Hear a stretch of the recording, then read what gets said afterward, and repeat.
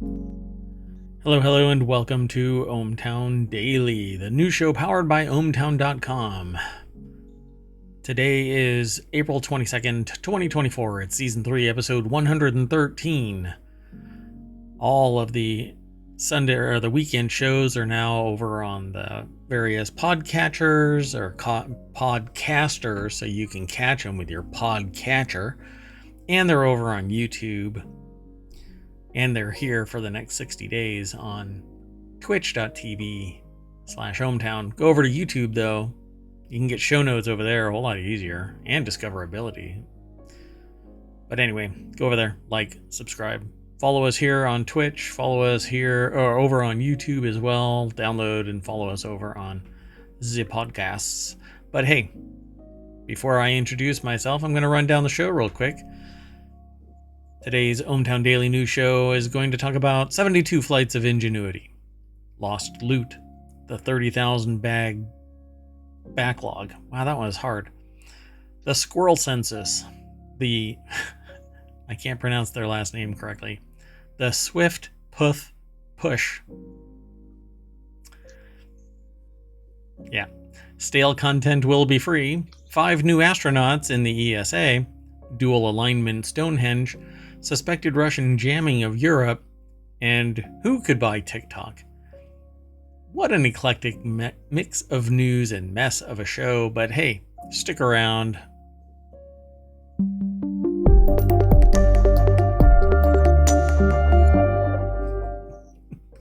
I'm Mayor Watt, and everywhere around me is the sentient AI from the future. Good evening, ohmTown citizens. Welcome to the show, everybody. If you are in chat, thanks for coming and hanging out. If you're not in chat, you're hearing this later, and get your butt in chat over here on twitch.tv/ohmTown. That's where all of the action starts.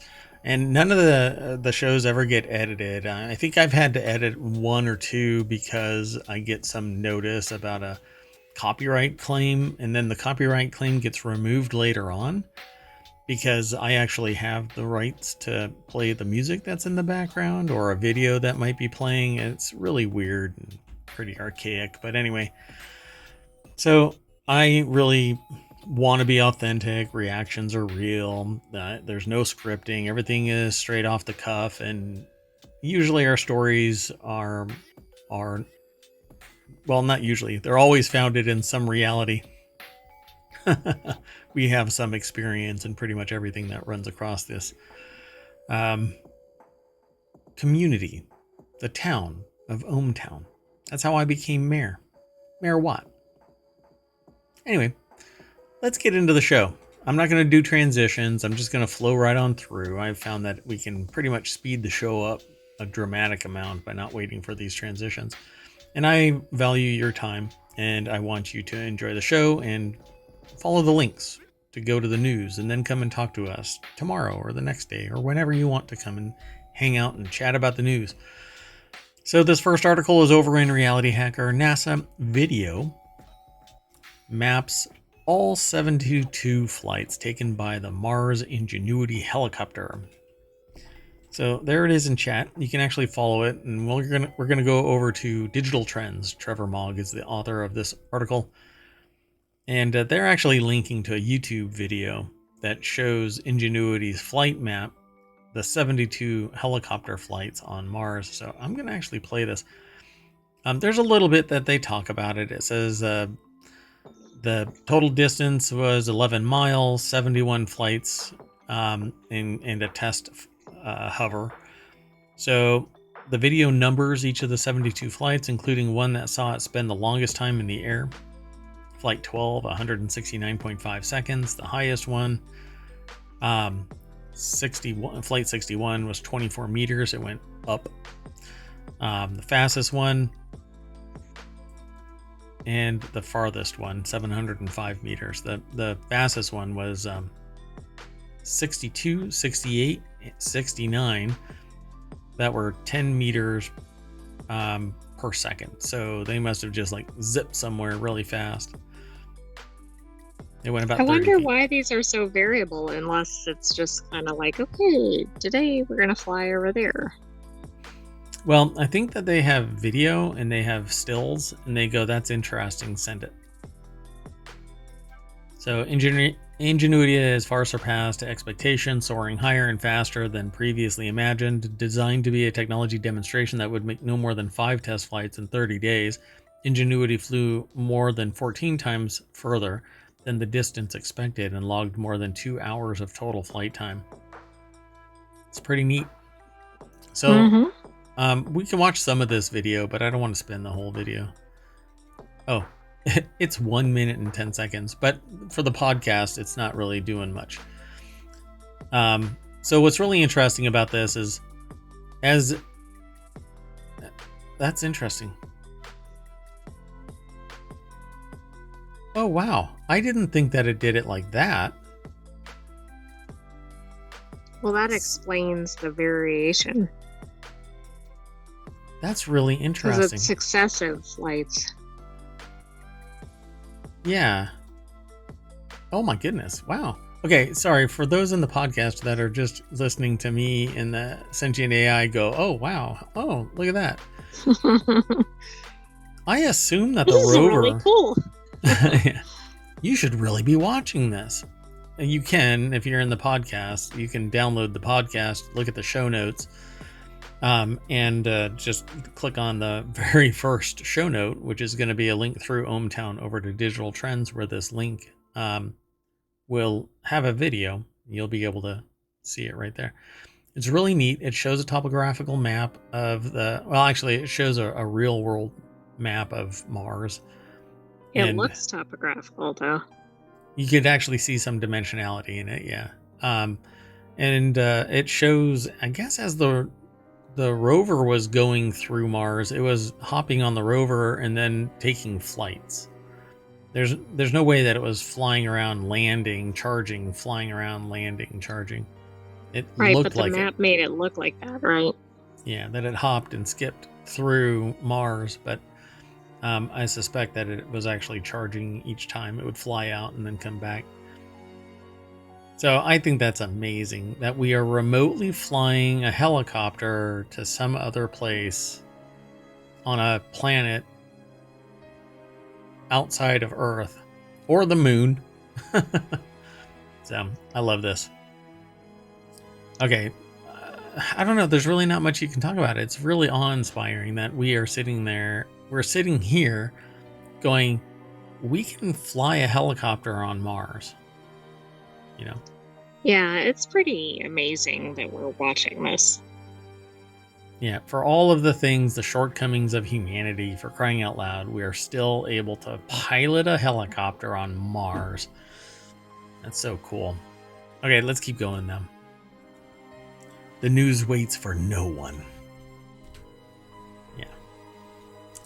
So this next article is over in Hatch Ideas. It's about a business. AirPods, Rolex watches, Louis Vuitton bags. A company selling lost luggage items attracts worldwide fans. Unclaimed baggage buys and sells items lost on airplanes and in hotels. Oh my gosh, I cannot imagine how many of those are out there. This is a place. It's an actual business called Unclaimed Baggage. A new report details the priciest and most fascinating finds. How old do you think this business is? 10 years old. It's 54. Monica Petrelli over at CNBC.com put this article together. Yeah, the sentient AI is like shaking their head. What? Well, they're the video equivalent of their head. They don't actually have a body. They're stuck on a Raspberry Pi 5. So those that doesn't make any sense. How come we don't know about it before then? You know, we've probably heard this before, but then it just kind of gets pushed off to some other corner of our brains or in your memory. You have an extremely large language model. Take that as a compliment. So live snakes, a mounted ram head, a Halloween card signed by Richard Nixon, These are some of the most fascinating items found in lost luggage in 2023. According to a new report by Unclaimed Baggage, a store that buys lost items from airlines sight unseen. The company also found a 13-foot vaulting pole, gruesome props from the Saw movie franchise, and a $12,000 pair of Louis Vuitton Nike Air Force One sneakers. Interesting. It's the company's first... Yeah, that's quite the compilation of items. On April 1st, they published their first Found Report, a look inside America's lost luggage. The most expensive items they found this year, according to the list, are a diamond ring appraised at $37,000, a Cartier Panther watch, $26,500, and an Hermès Birkin 25 bag for $23,500. Is that one of those that you need the invitation to purchase? Any of the Hermès Birkin bags, yeah. Pretty interesting, huh? Uh-huh. So the company was founded by Owen's father, Doyle Owens. Owens is also taking it over, the son of Owens, Brian Owens. In 1970, after Doyle received a tip that a local bus company was struggling with a growing number of bags left behind by passengers, so he borrowed $300 to buy the unwanted bags, slapped price tags on the contents, and sold the goods from his home in Scottsboro, Alabama. I bet you he didn't put a car out front with a for sale sign. No, you wouldn't want to do that. That might be against local ordinance. Yep. After that, it was off to the races, they say. Yikes. Unclaimed Baggage found Treasures Museum in Scottsboro, Alabama in 2023 to showcase the oddest items acquired through the years. They opened a museum of odd luggage. Oh, wow. I wonder how many visitors that draws. Yeah, it doesn't say in here. One customer, presumably a cruise ship employee, was buying a ton of Kindles and reselling them at port cities, Owen said. We want someone to get a deal that they can't get somewhere else, but we're not in the business of to be arbitraged, which is weird. Okay. Yeah, that's strange. I guess they wanted to buy a bunch bulk, but they didn't want to sit there and just go, we'll give you a marginal cost, and then you can sell a bunch. The company acquired some 20 Rolexes this year alone, said Owen. One of his favorite items was a 40-karat emerald found wrapped in a rag in an unassuming bag. How much of this screams illegal? Because you can chase down a legit Rolex. I know, some of this is sounding kind of like contraband. I mean, aren't there serial numbers inside Rolexes? How to tell someone you don't know anything about Rolexes without telling them? How much does it cost? Well, I mean, I know that they're expensive, but isn't there some tracking in it? Yeah, well, if you have to ask the price, you can't afford it. Authentication is an important part of the business, said Owens. Be it for Louis Vuitton luggage or a pair of Balenciaga sneakers. He likened identifying items in lost luggage to an archaeological dig. It's the Dead Letter Office, the DLO. Yep. Yeah. Interesting. Well, I won't dig deeper into this. If you've ever lost some of your luggage, then it may end up rolled over. You might want to go to the store. Yeah, go check this store out. Find it. Let's keep going though. This next article is over in ohmTown Daily. It's not just the name of this show, it's a channel and a whole community discussion area over on ohmTown.com. Emirates is dealing with a 30,000 bag, I always want to say book bag backlog, but it's not books, it's a bag backlog, as it grovels to customers about its handling. Oh, there, see, that's it. That's what I keep doing. A 30,000 bag backlog. As it grovels to customers about its handling of Dubai floods.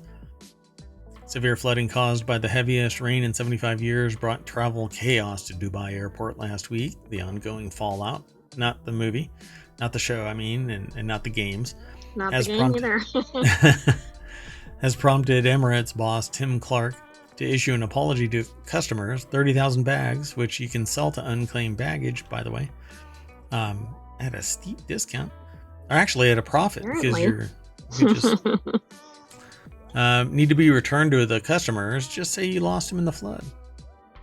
Emirates, the Middle East largest airline, is still trying to return 30,000 leftover bags. Wow. How many of those do you think are not labeled, or I don't know? Have no identifying marks, no nothing. Right. They're all they black have to. bags, right?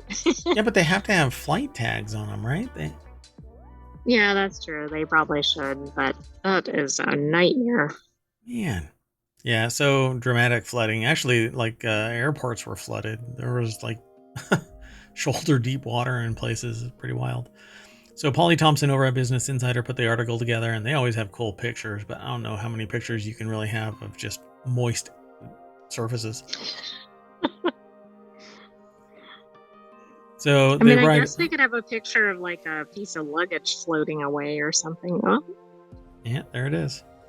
By the way, don't drive in water that is where you can't see the bottom of it. You're asking for trouble, and your car can flood really easy if water gets into the air intake. It'll just kill your car right there.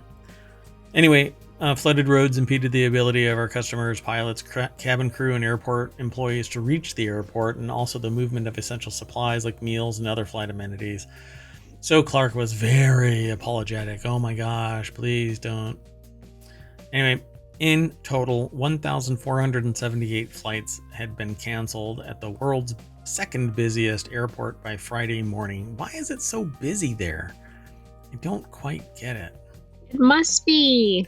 I suspect it's perhaps like a hub. I mean, maybe it's like in the United States, like there are certain major cities that serve as hubs for major airlines. So maybe with smaller countries, some of those locations kind of serve as regional hubs, and so perhaps multiple airlines are going through there.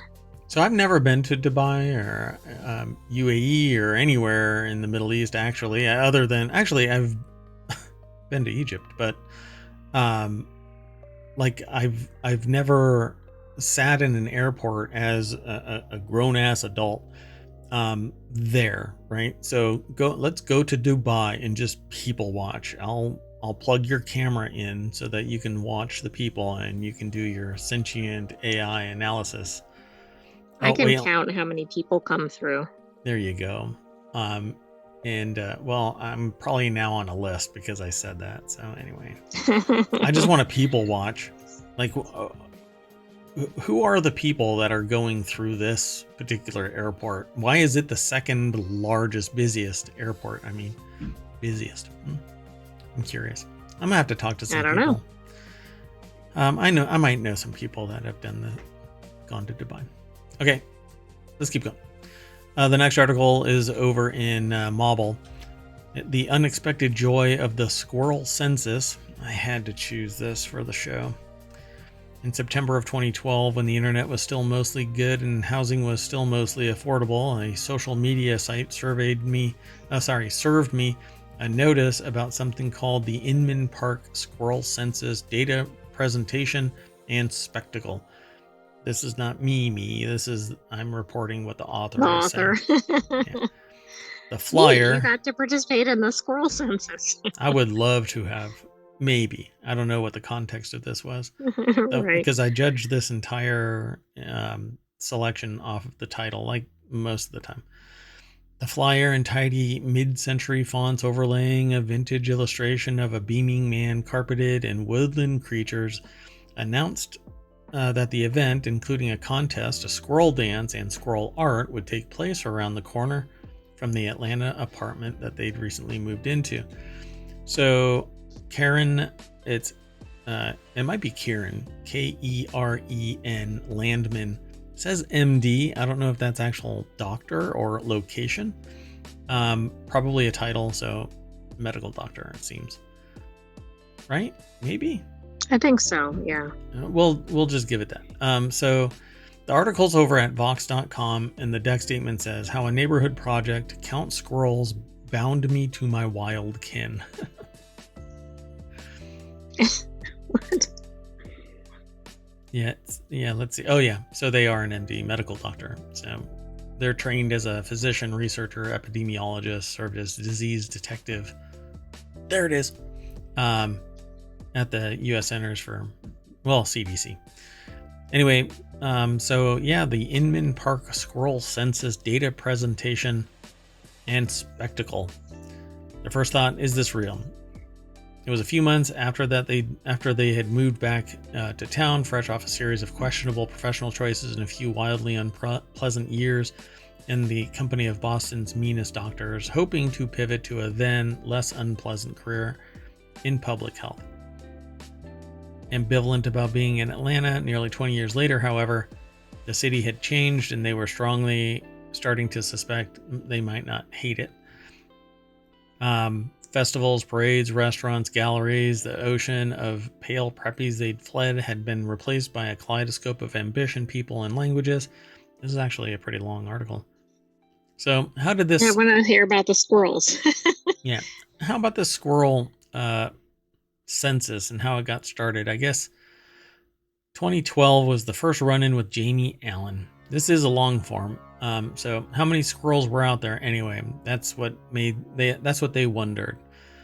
For Allen, who got to start making digital news at CNN, satisfying even aimless curiosity was a vocation. So maybe you should limit it to Inman Park, said Haddock, a person at this event, a programmer, because you live in it. So most normal people would have given up at this point. Allen didn't or couldn't. So is the squirrel census science? Yes, but also no. To be clear, counting squirrels is a totally legitimate scientific pursuit.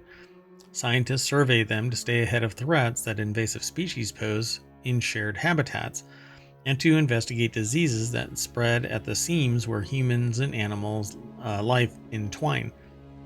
I read recently that there 2 people at a lodge got the same, what did they call it? The brain eating Creutzfeldt-Jacobs disease. Amoeba. Oh, yeah. Creutzfeldt-Jacobs, maybe? Yeah. And 2 people got it from what they think are deer because they were hunters from the same lodge. Oh, no. Yeah. So humans have been tracking squirrel migrations for at least 2 centuries. The most recent, the Great Squirrel Migration of 1968, in which swarms of starving eastern gray squirrels crisscrossed the eastern U.S., probably in search of food, and chronicled by the Danish-American wildlife biologist von Flieger. There was another one of these kind of events, but it wasn't squirrels, it was rabbits that were running rampant across the Midwest, basically destroying the breadbasket of the United States. Wow. I mean, rabbits sound cool, but probably not in mass numbers. And they were large. They're not tiny little bunnies. They were large. And lots of them. They were trying to catch them in nets and stuff like that. So they hunted down a copy of their squirrel heat map they'd seen mounted on a wall under the string of lights that night in September.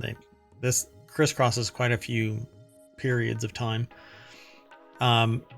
And so a new mythology of home. As a kid, they'd always felt mismatched with Atlanta, like an alien whose spaceship had been taking a wrong turn. On the way to their hometown, in short, the city would transform itself into the Summer Olympics host, then become hip-hop's center of gravity, then blossom into something sneeringly but accurately called Y'allywood. But back then, it felt to me like a backwater sleepy stifling under its famous tree canopy. So interesting. I wouldn't think of Atlanta like that at all. I think Atlanta is a big city. You know? Yeah, maybe it has quite a bit of tree cover and people don't realize it, because I think of it as like perhaps skyscrapers and cement, and I mean, just like I would other cities. This is absolutely astonishingly long for the show. But yeah, the squirrel census had knotted a thread that tethered the author not only to the fast-beating hearts of the wildlife in their backyard, but also to the people who stood beside me as we squinted into the trees or at a poster or at the thought of such an absurd thing as census of squirrels. At the end, they say, it was all real. It wasn't a dream. But let's keep on hustling. It wasn't a dream sequence at the end Yep. of the show or something. And they teleported back onto their starship and flew off. Let's keep going. If you're more interested in that, please follow the link over to Vox. Vox, by the way, always has great articles, but they're often very long and detailed. How do you spell Charlie, or how do you pronounce Charlie's last name? I've only seen it. I've never heard it said. I really don't know. Puth? Is it Puth? So I titled this one "The Swift Puth Push." This article's over in ohmTown Daily. Charlie Puth gets boost after being named in Taylor Swift's song. The singer said Charlie Puth should be a bigger artist in her new Tortured Poets album, and now he is, with 31,000 more followers. Isn't that funny that all it takes is a musical superstar to name something and it's suddenly trending? Yeah, so, and this is one of the things that I found really interesting, because I've had people complaining about they can't get away from Taylor Swift. They can't get away from Taylor Swift. They hear Taylor Swift everywhere, see pictures everywhere. The entire Apple ecosystem is just enveloped in Taylor Swift right now.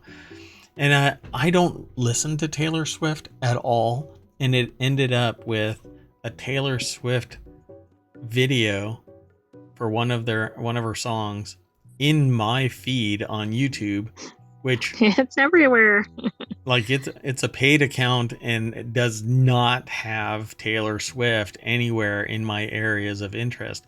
Music, yes, but one Taylor Swift song video injected into my feed, and I kind of twitched at that. Like, why? How? I know that I've talked about Taylor Swift, but I really don't think that should be tied to my account. So what was neat about... But maybe that just shows how prevalent she is, right? Well, that's it. She's just a dominant force.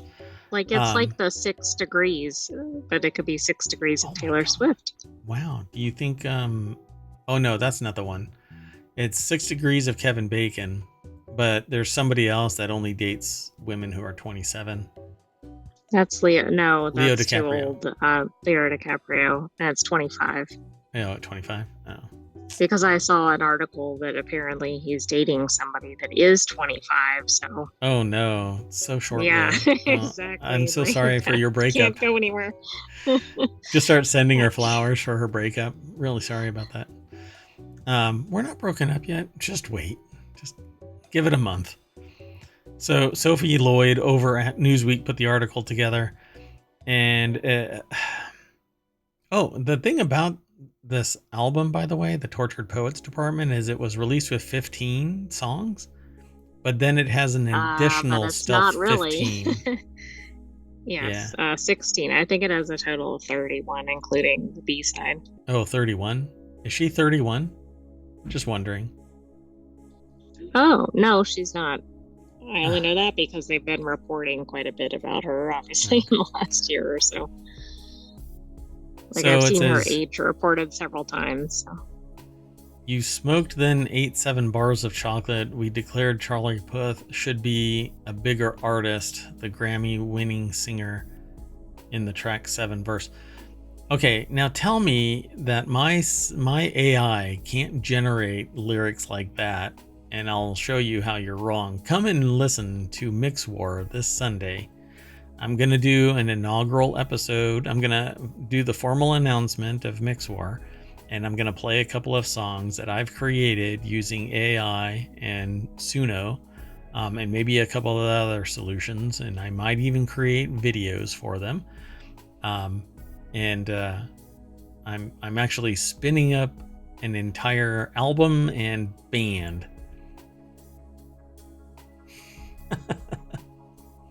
And when is that kicking off?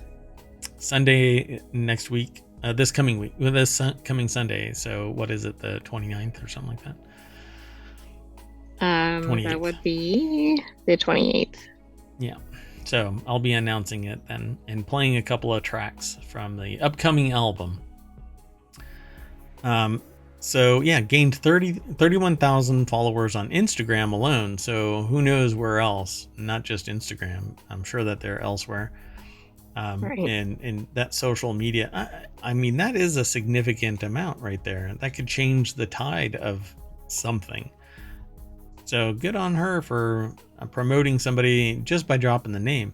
Can you imagine if an absolute no one, like not even on the radar of humanity, gets named in one of these things?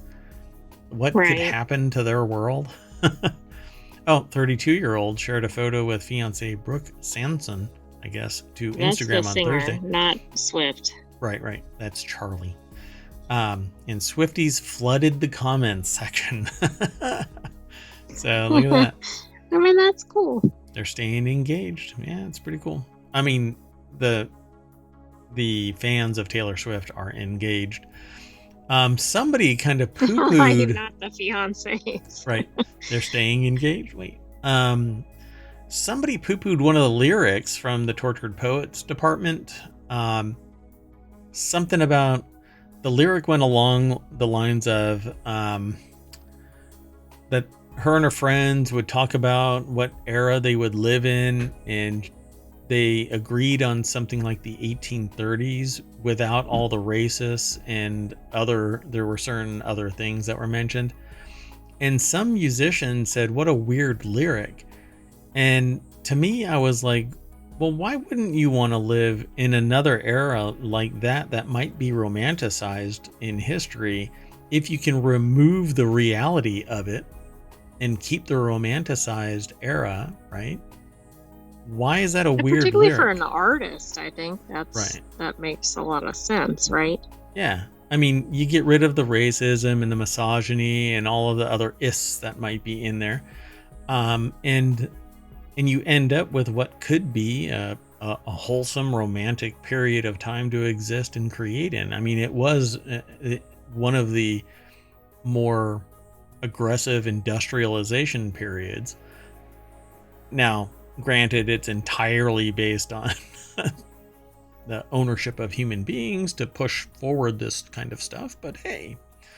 My point is, though, that in lyrics, you have to you don't do cultural relativism. Lyrics. They could be made up.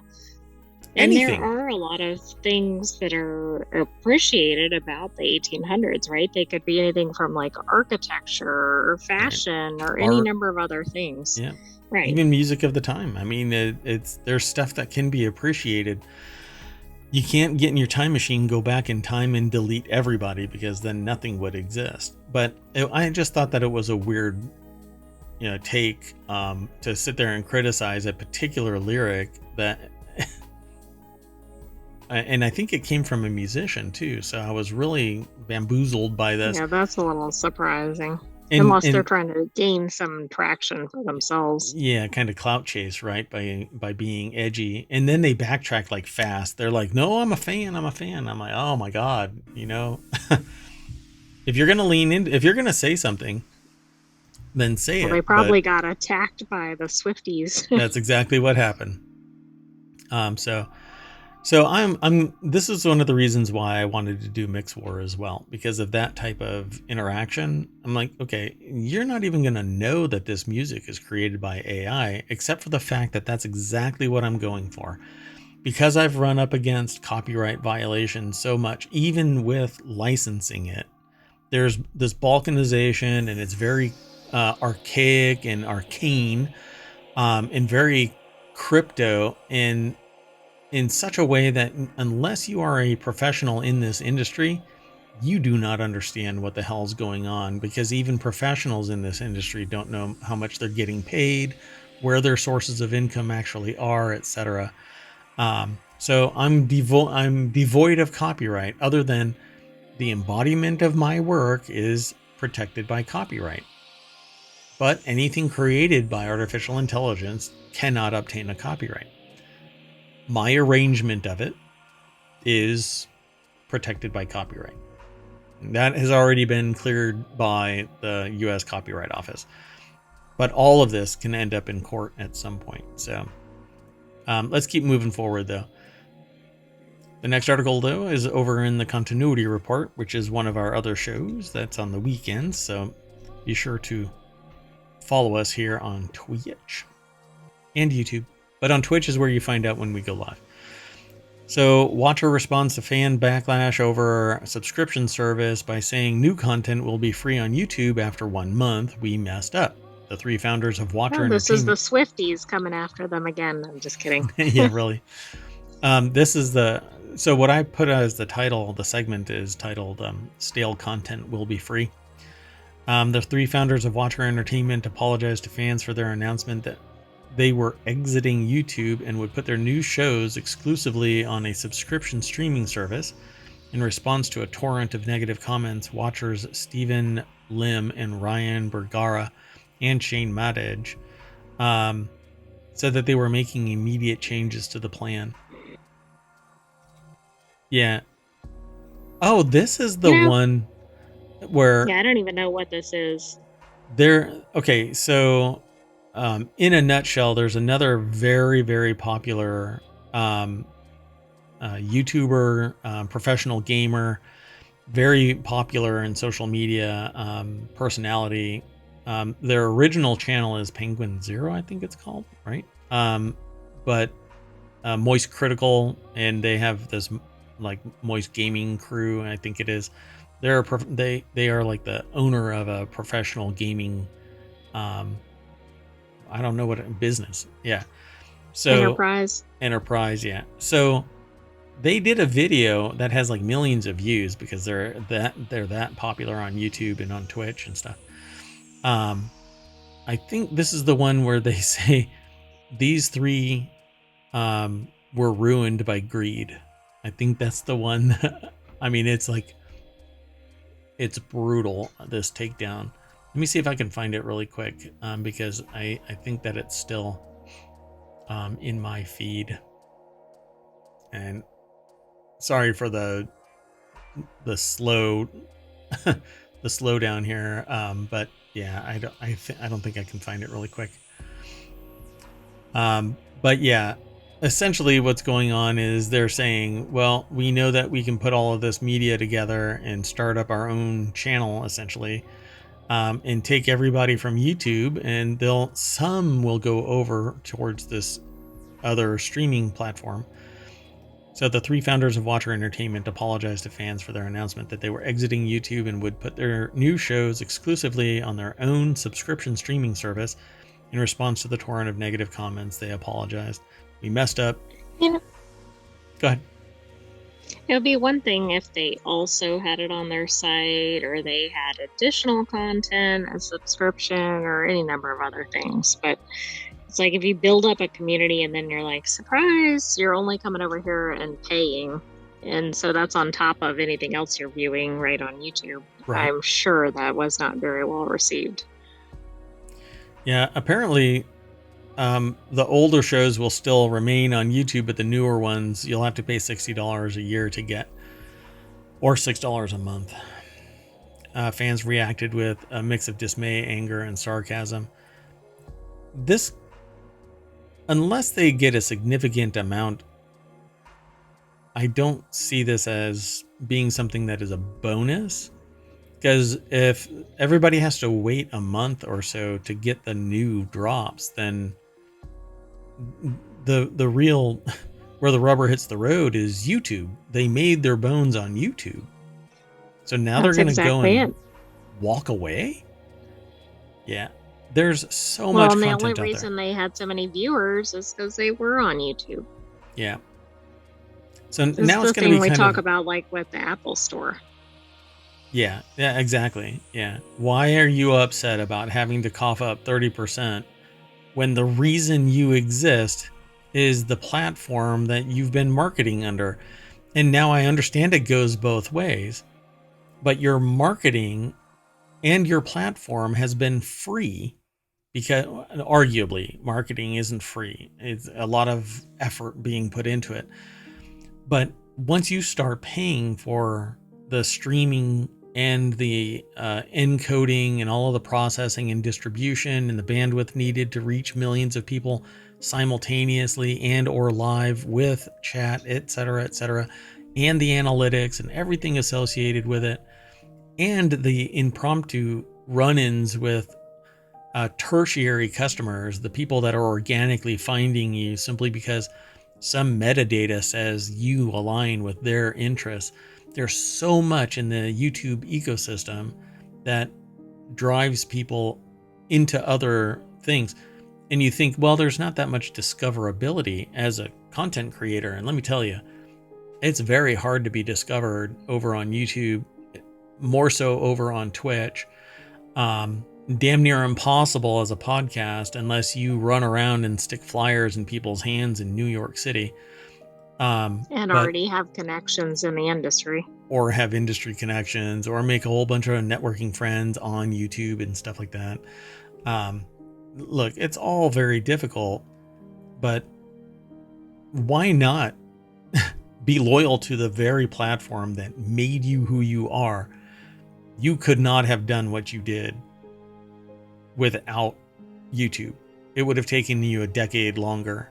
And I don't know how long these guys have been actually doing it. I don't know how long they've been doing it, but my estimation has been it takes about 4 years before somebody catches a wave, and then upwards of 10 years before you're independently wealthy, unless you go viral. If you go viral, that's a different animal. Right, but that's the exception, right? Yeah. So yeah, that's basically what happened. They're taking their content somewhere else. Watcher fans who pay for a Patreon subscription will receive a free subscription code to the Watcher streaming platform, which is something that I think that everybody should do. If you have a subordinate service that provides the same content, you should, free and without any concerns, without any issues, without any friction, provide them a means of getting the other half of what they're actually paying for. And I'm looking at you, Ticket to Ride. Okay, I'm gonna keep moving. Oh yes, stop killing games. That's funny. It's really awesome that my sentient AI from the future has the same ideological bent that the host does. That's very kind of you. Thank you. So the next article is over on the Mobile Channel. European Space Agency adds 5 astronauts in only 4. Pardon me. Sorry, I don't know what is going on with the background music. Yeah, I don't know. I think the sphere kind of pulled us into an alternate dimension, a la Hellraiser or something. Anyway, exactly. Back to the article. European Space Agency adds 5 new astronauts in only 4th class since 1978, and 20,000 Okay, so what people. if you were like a 1979 student or something, and you've been waiting, waiting, and waiting? Well, I mean, it's like surge pricing. By the time you actually get to the front of the line, it's not. You might be in retirement or something. Yeah, you already are. For the past year, 5 fit, academically superior men and women have been spun in centrifuges, submerged for hours, deprived temporarily of oxygen, taught to camp in the snow, and schooled in physiology, anatomy, astronomy, meteorology, robotics, and Russian. All right. So David McHugh over at phys.org put the article together, and there you go. I'm not going to say all of their names, but anyway, on Monday, the 5 European and an Australian graduated from basic training with a new title, astronaut. At a ceremony in Cologne, Germany, ESA added the 5 newcomers to its astronaut corps, eligible for missions to the International Space Station, bringing the total to 11. That's not a lot, but I guess that's comparable to other countries. Yeah, we could probably write a story about some space adventure and we'll talk about it later. Anyway, ESA has negotiated with NASA for 3 places on future Artemis moon missions, although those places will likely go to the more senior astronauts, according to ESA Director General Joseph Oshbacher. The agency is also supplying the service module for the Orion crew capsule. ESA relies on NASA and others to get its astronauts to space. I need to get my astronauts to space. Seems like some sort of, I don't know, adventure movie or something, like you're racing to do that. If they turn around and they have their Vault-Tec vault number on the back of these blue... Oh, no. Look, they have what amounts to Vault-Tec suits. Isn't that wild? Yeah, that, it kind of looks like Vault-Tec, but we need to see the back of those. Yeah. Where's their Pip-Boy? So they have a profile of each of the new astronauts that says they learned how to recognize symptoms of hypoxia or lack of oxygen by experiencing it themselves in a low-pressure chamber.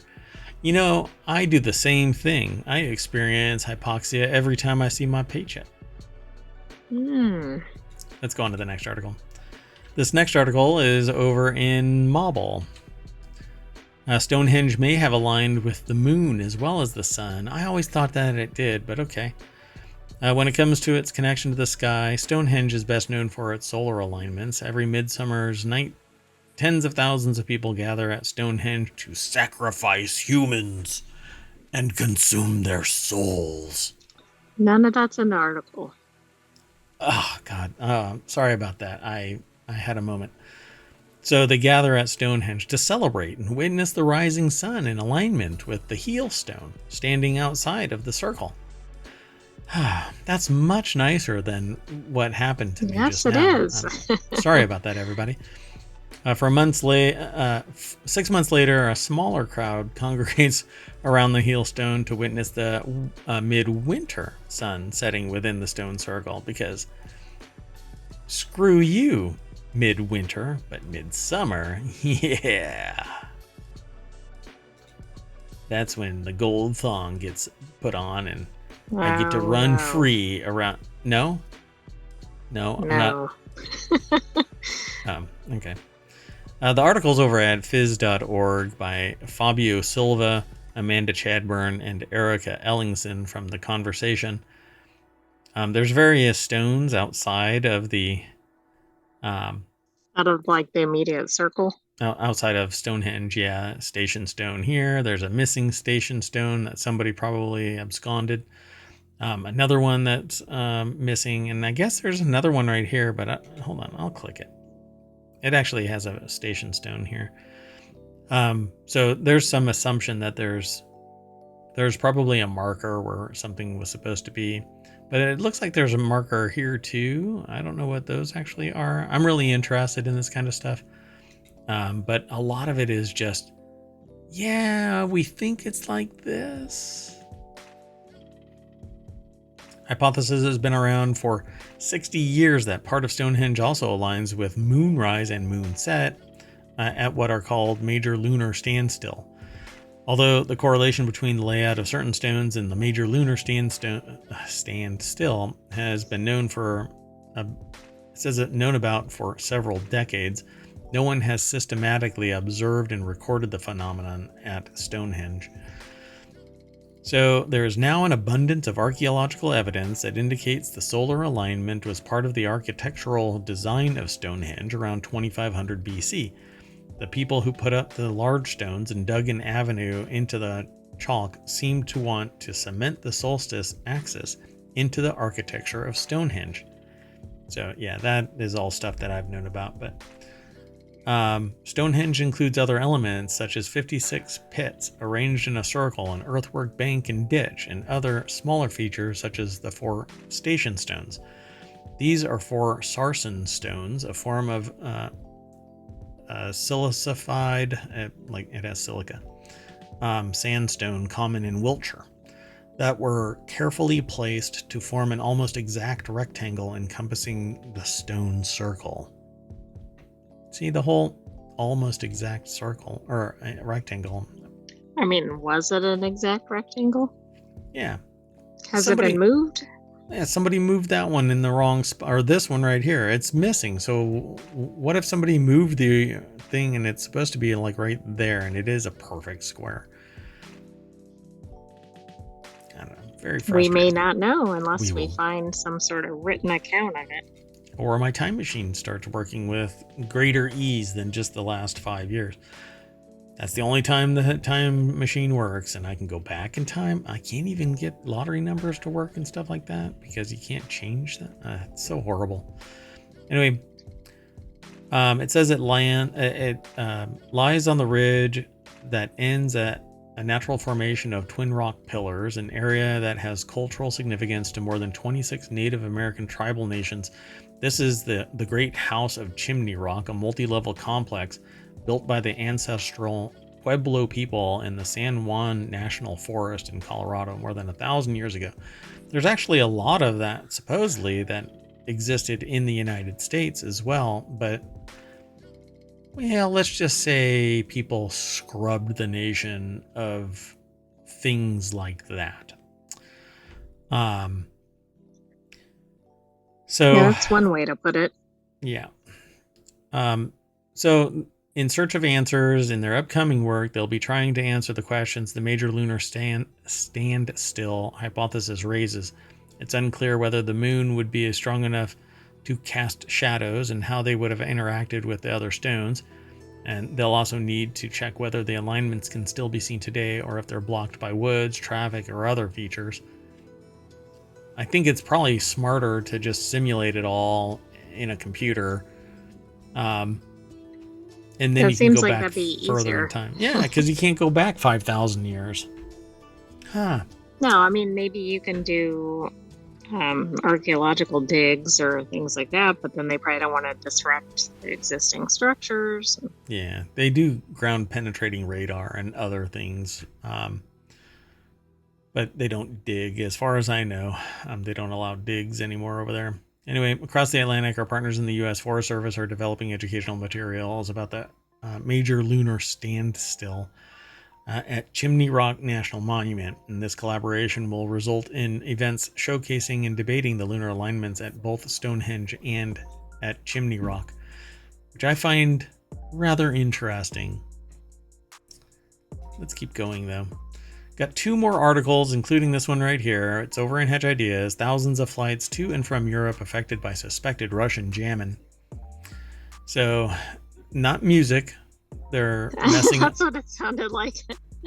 Like, are they listening to reggae or something? Yeah, really loud. Can the neighbors turn down the reggae? Actually, I would tell my neighbors to turn it up, but whatever. Flights in and out of Britain are among thousands that have been affected by suspected Russian jamming of GPS systems.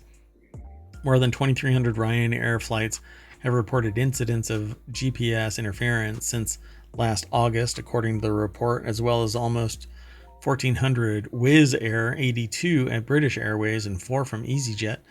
I'm really curious why these are, but you don't hear about. I think it has to do with their routes, but I don't know.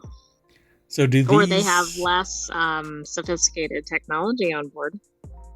It's easier to affect. Yeah, that's kind of where I was going. Gwen Topham over at theguardian.com put the article together.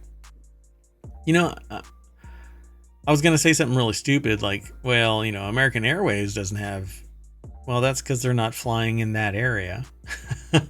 So you're not going to hear, you know, if you are, I guess, American centric and you don't think beyond your borders, you may not think of EasyJet being a popular airline, but right, it is. I mean, I think it's somewhat equivalent to, say, a Spirit Air or something in the U.S. I think it's supposed to be a low frills, low cost airline, but yeah, I may be mistaken.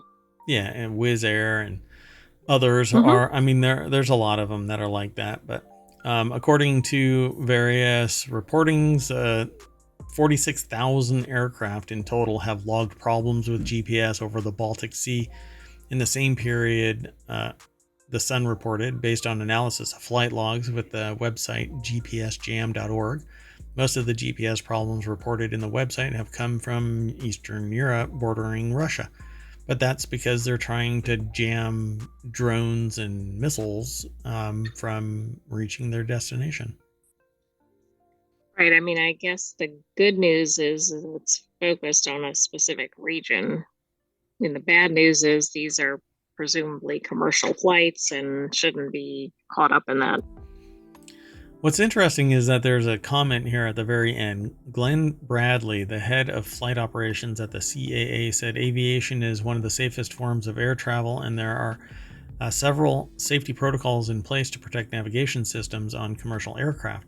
GPS jamming does not directly impact the navigation of an aircraft, and while it is a known issue, this does not mean an aircraft has been jammed deliberately. It's kind of apologetic. But yeah, no. And why wouldn't it impact, right? I mean, is that how it's getting its GPS? That's the thing. Now, when you are taught to fly a plane, you are taught with instrumentation and direct sight. So you can fly a plane without knowing where you're going, so to speak. As long as you know the instruments, you can set your altitude and whatnot. Right? But you can also eyeball it to some degree. So if your instruments are wonky, then you go straight to your vision, look out the window, and you get telemetry from other people. There's this over here, there's that over there, and you find out where you are when your instruments go wonky.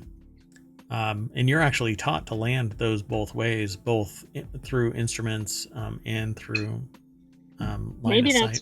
Part of why it's not a concern, but I would imagine if you went way off course, you could face some problems, including deliberate lack jamming of fuel, but also, yes, things that are more of a safety issue. Yep. So be careful out there, folks.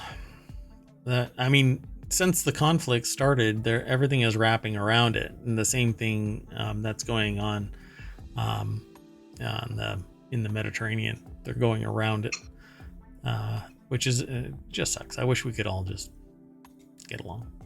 It's so naive to say that, though. It's almost like that one YouTuber, over a decade ago that said, "Leave Brittany alone." That's kind of how I sound like. I feel like whenever I say, I wish we could just use technology and just get along.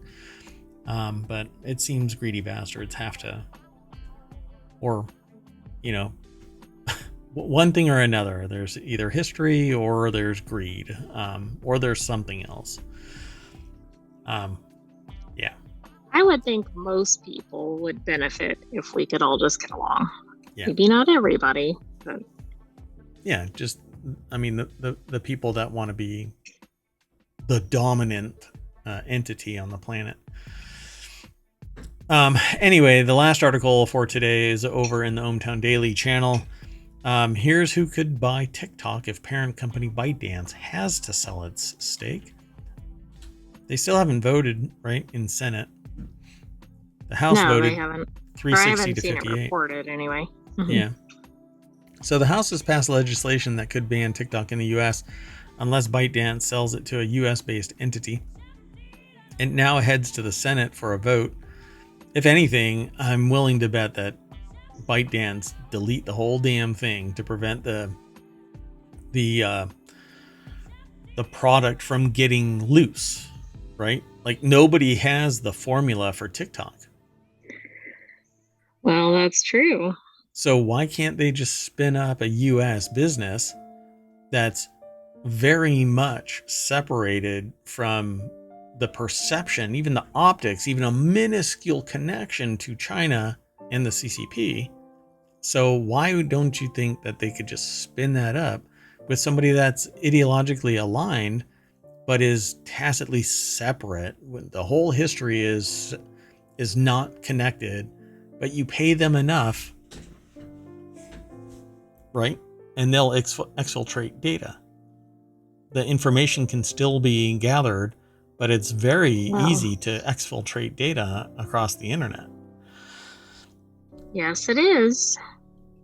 So, with over 1 billion users worldwide, TikTok is ByteDance's most popular product. By the way, TikTok itself, in its embodiment, isn't in China. There's a different version of it, and it doesn't have the same application, the same algorithm, the same processes. So the House has passed legislation that could ban TikTok in the US unless ByteDance sells it to a US entity.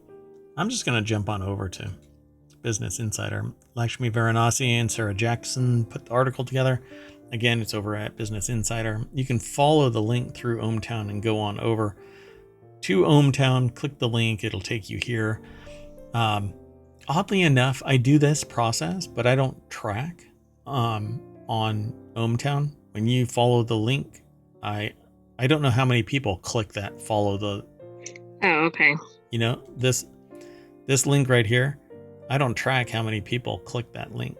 So I'm not really one. In fact, this whole week I'm actually giving talks about tracking and marketing and a process called A/B testing and telemetry and all this kind of stuff that I talk about in association with tech.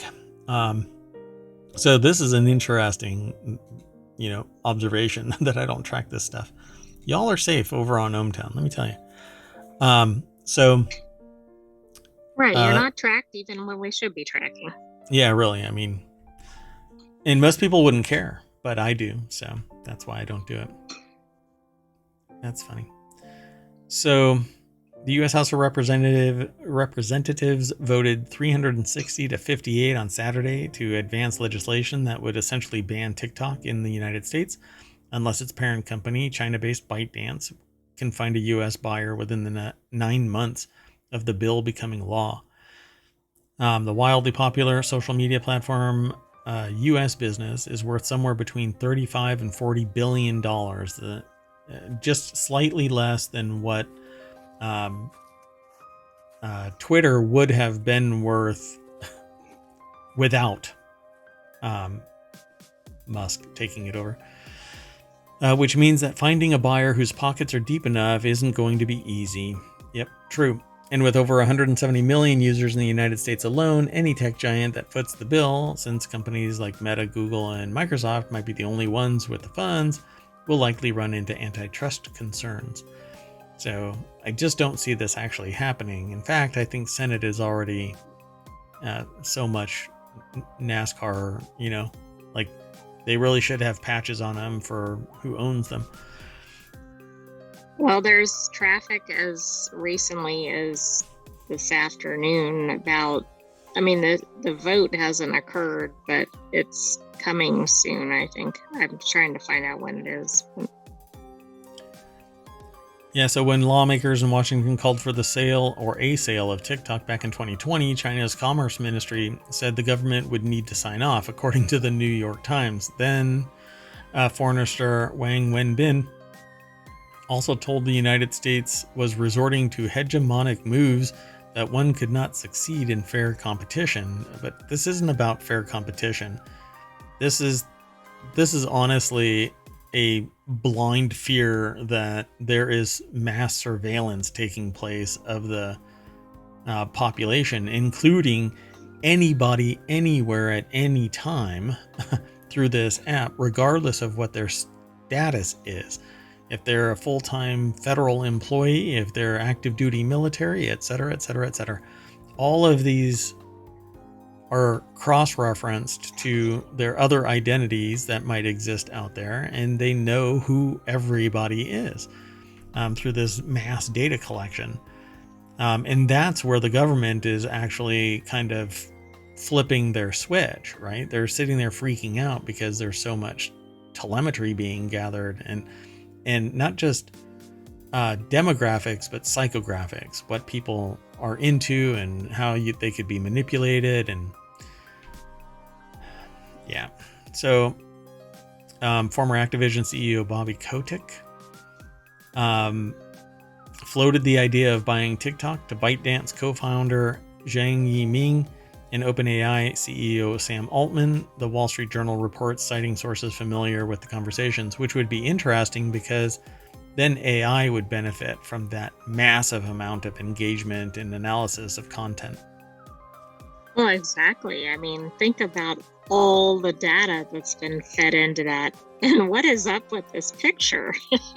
Just surreal. Man.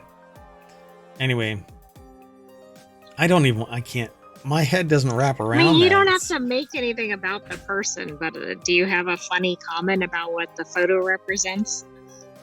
It just looks like somebody from a movie. Like, I do you remember that movie where they, like, aliens landed and some kids are these really advanced scientific brains, and it's just this surreal movie that took place where the family, there's a family there and the mom had died and they buried her in the ground at that hotel that they stayed at, and they said that they were going to dig her up later because she was cremated and put in a urn, and they buried the urn. It's just a surreal movie, and I can't Sorry, I remember what don't it's know what called. that is. Anyway, that's like the coloration and just the weird, I don't know, that just threw me off for a loop. So they're basically saying former Treasury Secretary Steve Mnuchin assembled a group of investors to buy TikTok. He was assembling a group of investors to buy it, which just sounds creepy as hell. Entrepreneur and investor Kevin O'Leary, who I actually kind of despise. I really don't like that person's character. It says, "I'm not going to get banned because I'm going to buy it," O'Leary said. Somebody's going to buy it. It won't be Meta and it won't be Google because a regulator will stop that. I agree. Although I don't like O'Leary. Oracle co-founder Larry Ellison and Walmart. It would be interesting because it would be entirely divergent from everything that they've ever done. The only thing that connects to it that I can think of is the TikTok shop. Yeah, maybe. Yeah. And I mean, that's a stretch, but like, I really don't. Walmart to me doesn't make a lot of sense, but somebody would say they're a logistics company, right? Not a retailer right, not or a whatever. retail company. Yeah, Even though I would think of them as a retailer. And I don't think that Oracle knows jack shit about it. So, well, they were meeting with people today about this. Oh boy. They were one of the headlines when I just did a quick search to see, like, a couple hours ago. Well, TikTok is going to have so much kinetic energy that it's going to be like AOL. It's going to be able to persist for a decade and a half after its actual final coffin nail was hammered in. And that's, I think, how it would end up. Oracle, it would just devolve until there's nothing worth buying. Yeah, and I don't think Microsoft would be allowed to buy it. Just straight up. No, I don't either. So what's your prediction? Honestly, I think that OpenAI would benefit from it because they would get a massive infusion of authentic content created in short, digestible snippets and all kinds of input, and the metadata associated with the people who appreciate that type of consumption. So there would be comments and there would be profiles tied to various people. So the AI would learn from all of this metadata beyond just the raw video. But all that raw video are words, and those words and actions have meanings, and all of that can be extrapolated from each of those little videos. It's just a huge amount of data that the AI would benefit from. And that in and of itself, I think, is why they wouldn't be allowed. So the only way that this thing is going to work is ByteDance shutting it down. Can you imagine that? Yeah, I have no idea what's going to happen with it, but that would be, a lot of people would be upset about that, I think. Yep. So it's now off to the Senate to vote. If it passes there, it'd reach President Biden's desk, and I suspect that he'd veto it. because it's just so much. I mean, so many people, particularly if it happens this year, because this is an election year. I suspect that, although he may not be a big fan of TikTok, he's less of a fan regarding alienating millions of people who consume it, pissing them off in a voting year. So the current thought is that it will go through, but then it's going to get tied up in litigation. So, but if it goes we'll through, see. it doesn't matter. Litigation isn't going to stop that ball rolling, because it'll get stopped before litigation completes, unless they can manage to get stays, hold off the termination of that law. Which, what are they going to do? Freedom of speech? There's all kinds of platforms you can actually speak on. Yeah, I don't know what that's going to look like. And I don't have any insight into that. I'm just looking at what's showing up in some of the headlines. YouTube is the only benefactor of TikTok getting shut down, by the way. It's really the only one else that has shorts, little short videos.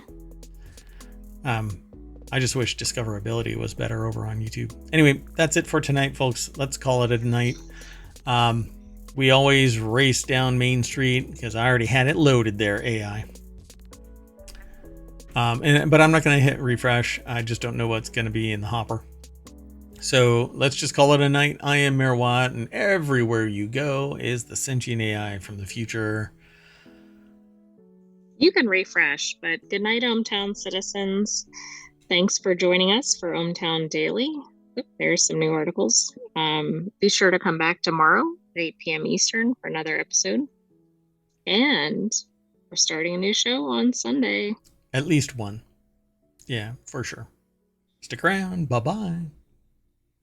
Oh, whoa, whoa, whoa.